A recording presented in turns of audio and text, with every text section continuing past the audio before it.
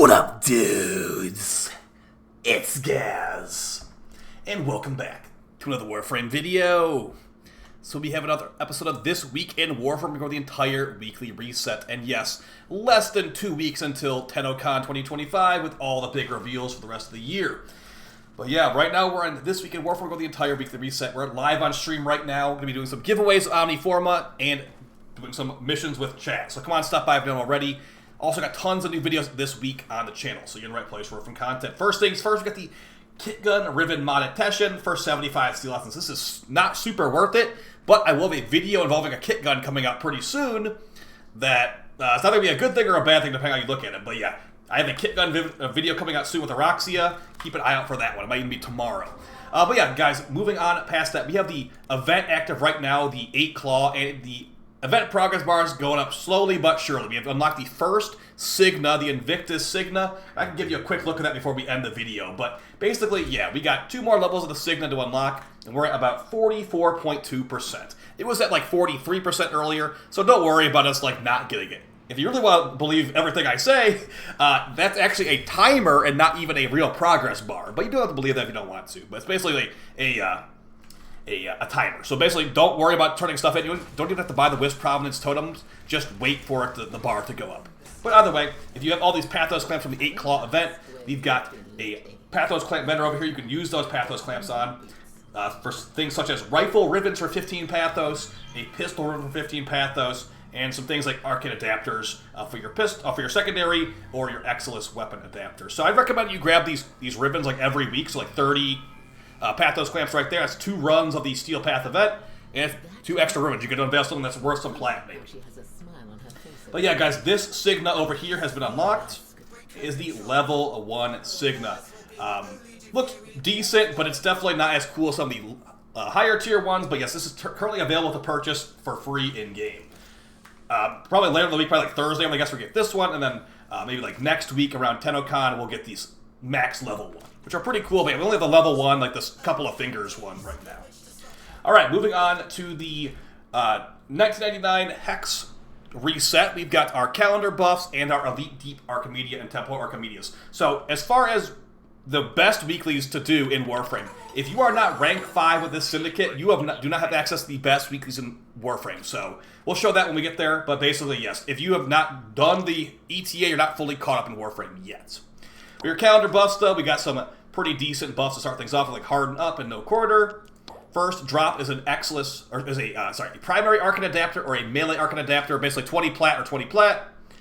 Moving on, you've got another drop of a guaranteed 3-day XP booster or 2 Arcanes. And then afterwards, you've got another secondary Arcane adapter or a singular Arcane. Definitely go for the Arcane adapter out of these 2. And for your perks after that, you got some decent ones like Have a Blast. And afterwards, you got some birthdays and a guaranteed Amber Archon Shard or a Omniforma Blueprint. Remember, these are not fully built in the calendar anymore. You can get them fully built in the ETA, but not in the calendar. So take the Amber Archon Shard on the calendar instead. And for your final page here, you've got some pretty powerful buffs like Broaden Horizons, giving you more range. And you get a guaranteed mod drop booster in the circuit. So that's the calendar. So that's great for farming Endo or Arcanes and Void Cascade. But if you don't need to farm that stuff, you can get a 3-day resource drop chance booster instead. Now, the reason this is actually pretty hype is because you can't actually buy this in the market. You can only get it from special missions. So I'd recommend you grab this if you don't have this active, because it's pretty unique item. For the final things here, we got a Exilus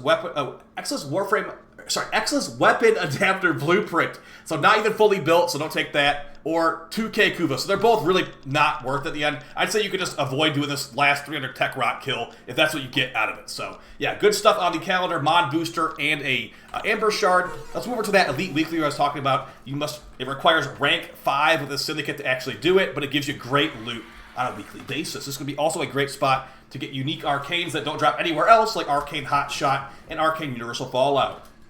But yeah, rank 5 with the Syndicate, you can go over here and talk to this NPC. And this will be a rotating weekly elite mission.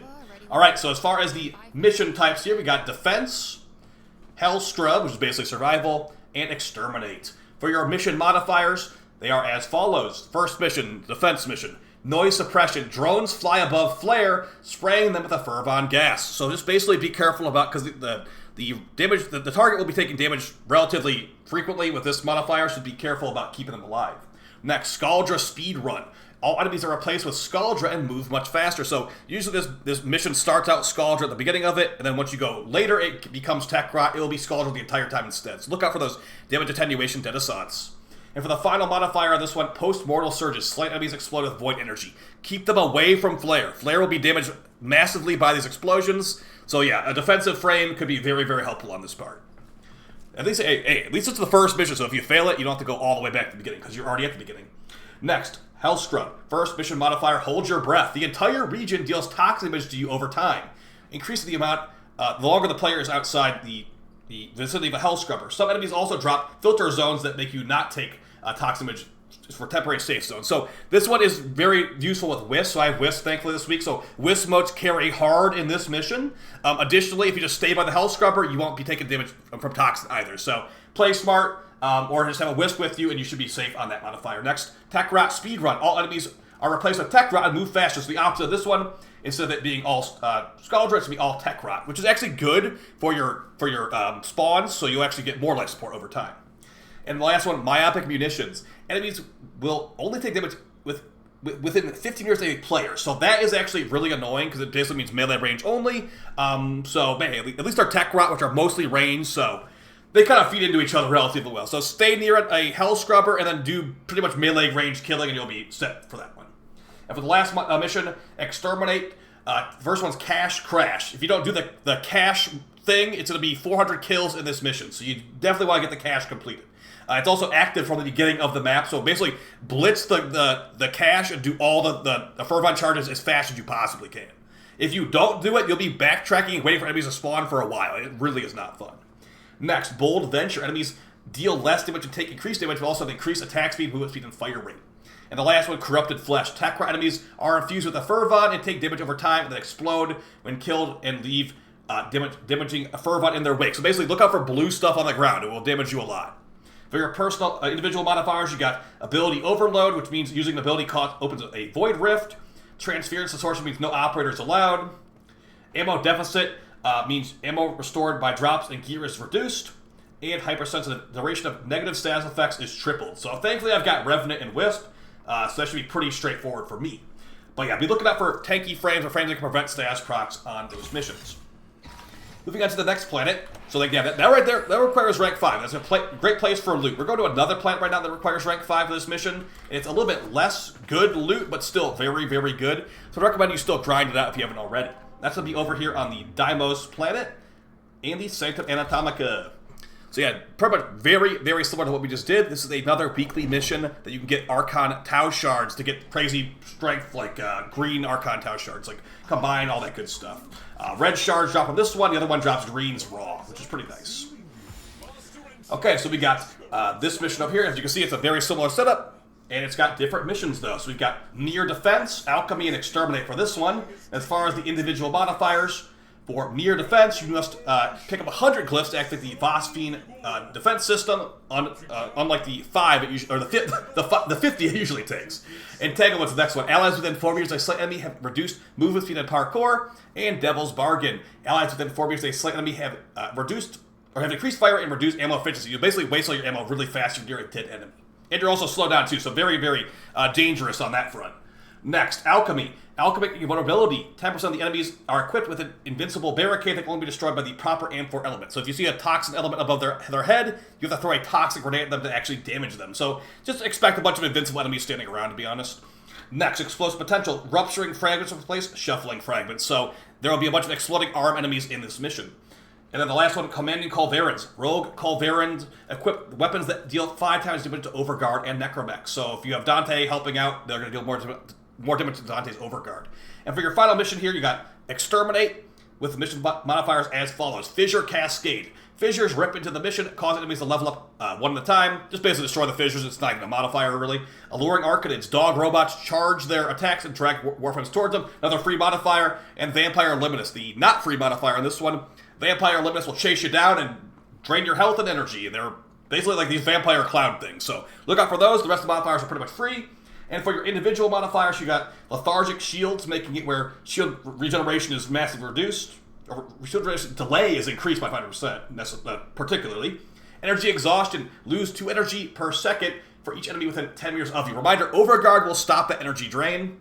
Permanent injury, every time you take health damage, your HP is reduced for the rest of the mission. It sounds scary, it's not actually scary. And then also untreatable, pickups do not heal, and health orbs cannot be picked up. So hopefully you got somebody healing you with, I got the Stug, huh? Okay, the Stug. Hopefully you got somebody healing you, like maybe like a healing frame or something like that, or like a Bolt Reconstruct. Bolt Reconstruct could be great for this, because whenever you cast an ability, everybody nearby you, including yourself, gets healed. So that could be a great arcane for that one. So yeah, good luck on that stuff, getting some of those great Archon Shards. If you want a more easy shard to get over here, you got one at Bird 3. This does require rank 5, but it is a guaranteed Azour Shard this week, which can be nice for getting increased HP, armor, energy, and more. Alright, so enough of that stuff. Let's go over some of the weekly Incarnon weapons to get some of the strongest weapons in all of Warframe. And reminder, too, if you haven't played in a while, that DE did make it you could actually buy these Incarnons from Cavalero during the week they're available. So if we have, like, the Torrid, for example, the Torrid will be purchasable from Cavalero on the week it's up. But if it's not the week that's up, you can't buy the Torrid this week. Alright, so moving on to our first stuff, the normal path circuit here. Let's see what frames we got. We've got Necros, Valkyr, and Oberon. Now, as far as who's the most annoying to farm, it's definitely going to be Oberon.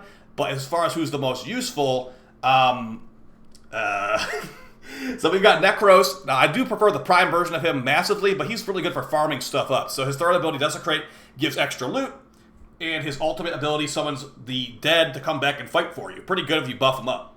But his helmet ability is Terrify, which is an AoE armor strip and, like, stun, kind of, so that's a pretty decent one.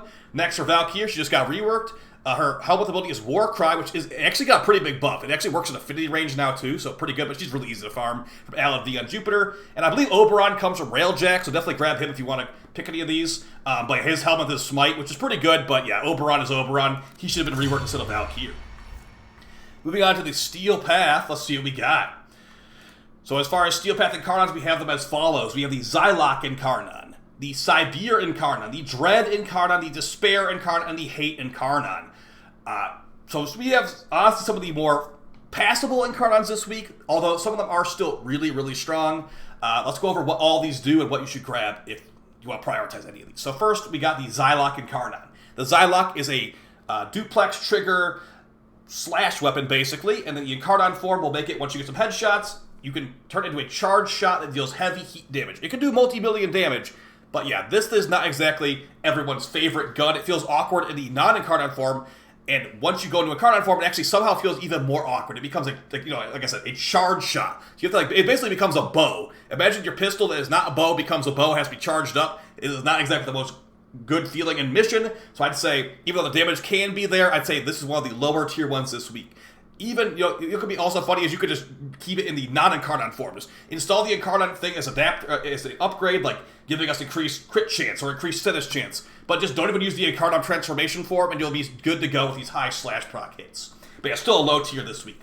Sibir Incarnon. This thing takes like 30,000 cryotic to build it. What do you get once you install an Incarnon adapter on the Sibir? Well, the special attack hardly even exists, but it claims that it creates a cold blast radius with heavy slams. Remember, heavy slams got nerfed recently, and it's pretty noticeable. But yeah, it has very high damage on these cold-based hammer. But yeah, that being said, when you do these heavy slams, you can't even notice that that's the special attack. So just basically view this thing as a not special attack weapon. It's basically a stat upgrade, just similar to the Xylock. But yeah, once you get those upgrades, you get some big tier upgrades like Absolute Valor, giving some more crit chance, get some red crits in there. You got some more synergy perks with Master Shatter, giving increased additional combo on targets hit by cold. So it's really good with Frost. So if you want a powerful weapon with Frost, go ahead and try it out. It can be good with blast damage too, because it has built-in cold, get some easy blast procs. I'm just trying to spitball some ideas here, guys, but it's a lower tier option for sure, especially with some attacks being nerfed as hard as they did. But yeah, still good at the end of the day.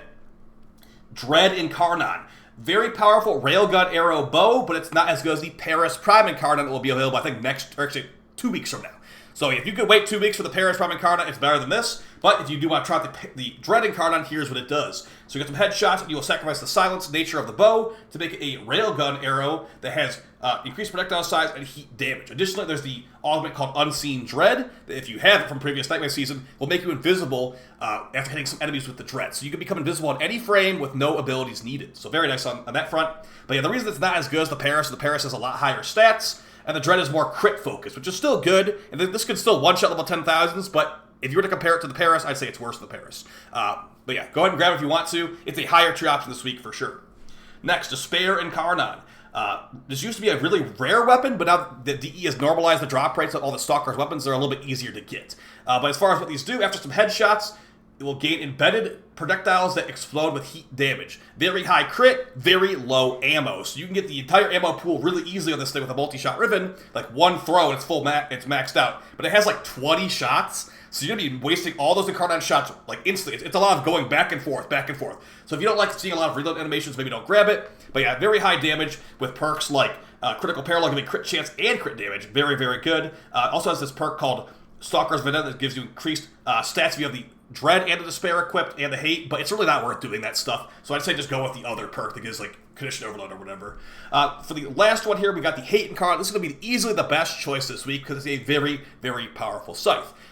Not to mention, this thing has a very good Incarnon form, unlike some of these other ones that are really lackluster. This one, once it goes to a 6x combo multiplier, it will do a heavy attack, it will go to a Incarnon form, which forward and neutral combos embed exploding blades. So you have a ranged melee weapon here. So you basically do some light attacks that launches these exploding fire projectiles that are good with Condition Overload. And also, it has very high damage, even without this perk, without this transformation, to one-shot level 10,000. So I might even make a new video on this week, but this is the easy #1 choice this week, the Hate Incarnon.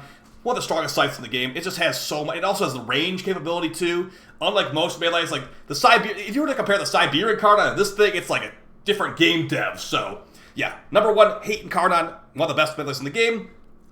#2 is actually going to be a little bit harder to decide because these are some of the passable Incarnons in Warframe. They're strong, but they're passable. Or sorry, they're strong, but they're like, yeah, passable, like I said. So if you want a new bow and you don't want to wait 2 weeks for the Warframe Incarnon, which I do is better, go for the Dread as #2. That being said, if you know the Warframe is better, you don't want to grab that, you have your options open. Do you want to grab the Despair Incarnon? It's not used that much, but it's pretty powerful. Do you want to grab the Siberian Incarnon? You might have the Siberian built because it's so much cryonic. It's forgettable at best. Or the Zodiac Incarnon. It's also forgettable at best. I'd say, really, #2 is up to you. But if I had to pick, and I was to like know what all these do and have to grab them off the bat, #1 Hate, #2 Dread, and then #3 would be like Despair, #4 would be Siberian, #5 would be Psylocke or something like that. So really forgettable and passable Incarnons this week, guys. I'd say that you can honestly take a break from Incarnons if you want to. Or if you don't want to grind those all out, remember you can grab them for 120 plat in the market. Okay, moving to the Archon Hunt here, we have the Owl Archon, I believe. Yep, Owl Archon, and the mission types are as follows. Exterminate mission, Interception, and the final boss showdown with the blue Archon Shards. Like I said earlier, giving you things like HP, armor, and health. Or HP and health are the same thing. HP, armor, and energy. Okay, I'll get it right eventually. So, as far as the Nightwave over here, a lot of us are already done with this stuff, but if you want to grab this, maybe grab the Ephemera, grab the similar augment that was definitely disappointing, or grab this Zaku skin, you still have plenty of time to grind it out. As far as your challenges, first one, forward thinking. Destroy a cruise ship with a forward artillery cannon in Railjack. Next, Kleptomaniac. Open 30 containers. And for your elite weeklies, Archon Hunt is the first one, Archon Hunter, and Hold Your Breath is the other elite weekly. Do a 20-minute Kuva survival.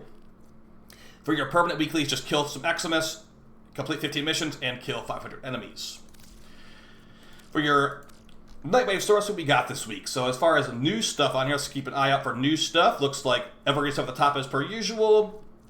Any good helmets over here? We got the Temple Rocket helmet. Very cool Temple helmet if you don't have it already. It's not the first time it's been here, but it's still nice to have if you don't have the Temple proto skin.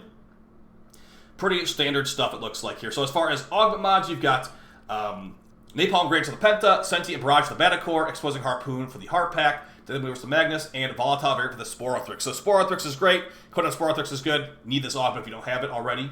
For Aura mods, you got Corrosive Projection is great to have, Holster Amp's good to have, Rejuvenation is decent to have, and that's pretty much it. So as far as other stuff down here, you got the Ceramic Dagger Blueprint, the Heat Sword Blueprint, the Jaw Sword Blueprint, the Dark Sword Blueprint, and the Plasma Sword Blueprint. Also Rumbled, Skull Shots, and Brainstorm.